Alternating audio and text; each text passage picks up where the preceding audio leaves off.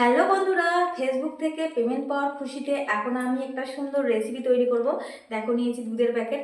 তো আজকে আমি খুবই খুশি, আর সেই খুশিতে আমি এখন একটা রেসিপি তৈরি করব, আর একটা মিষ্টি মিষ্টি রেসিপি। তো আমি কত টাকা পেলাম, ফার্স্ট পেমেন্ট না সেকেন্ড পেমেন্ট, সেটা তোমাদের সঙ্গে শেয়ার করব। তো চলো দেখতে থাকো আমি এখন কি বানাবো। আর ভালো লাগলে কিন্তু অবশ্যই লাইক করবে, একটা সুন্দর করে কমেন্ট করবে। তো চলো আগে দুধটা গরম করে নিই।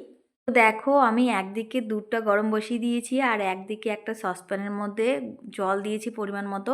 আর এই জলের মধ্যে দিয়ে দিলাম হাফ চামচ মতো লবণ আর 1 চামচ মতো চিনি। আর এরপর আমি এর মধ্যে অ্যাড করলাম সুজি। তো সুজিটা দিয়ে কিন্তু ভালো করে নাড়াচাড়া করতে হবে যাতে দলা না পাকিয়ে যায়।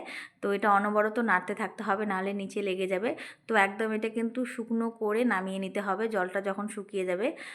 আর আমি দেখো দুধের মধ্যে দিয়ে দিলাম 2টো এলাচ আর পরিমাণ মতো চিনি দিয়ে দিয়েছি। আর এদিকে দেখো আমি সুজিটা নামিয়ে নিয়েছি। তো হালকা হালকা গরম আছে, আর এই গরমের মধ্যেই কিন্তু সুজিটা ভালো করে মেখে নিতে হবে। তার আগে হাতে একটু তেল মাখিয়ে নিতে হবে। তো এইভাবে কিন্তু সুজিটা ভালো করে মেখে নিতে হবে। তারপর এরকম করে ছোট ছোট করে লেচি কেটে নিয়ে গোল গোল করে এরকম করে বানিয়ে নিতে হবে। তো তোমাদের যেরকম ইচ্ছে তোমরা সেরকম বানিয়ে নিতে পারো। তো আমি একটু গোল গোল করে চ্যাপটা করে বানিয়ে নিলাম, কারণ আমার সুবিধার জন্য আমি বানিয়ে নিয়েছি। তোমাদের যেরকম ইচ্ছে সেরকম বানাবে। তো দেখো আমি সবগুলো বানিয়ে নিয়েছি এরকম গোল গোল করে। তো দেখো আমার কিন্তু দুধটাও রেডি হয়ে গেছে, আর এই ফোটানো দুধের মধ্যে কিন্তু আমি এক এক করে এই যে ছেড়ে দিচ্ছি বানানো পিঠেগুলো। তো এগুলো দেওয়ার পর কিন্তু হালকা করে নাড়তে হবে, মানে বেশি জোরে জোরে নাড়াচাড়া করা যাবে না, বেশি জোরে নাড়লে ভেঙে যাবে।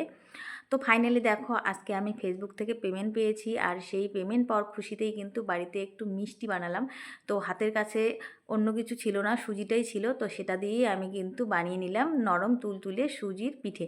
তো দেখো খুব সুন্দর হয়েছে, আর খেতেও কিন্তু দারুণ। তো তোমরাও কিন্তু বাড়িতে একবার ট্রাই করো সুজির নরম তুলতুলে পিঠে। তো এটা বানানো কিন্তু খুবই সহজ। তো কেমন লাগলো আমার এই আজকের এই মিষ্টি রেসিপিটা অবশ্যই কিন্তু কমেন্টে জানাবে। টাটা।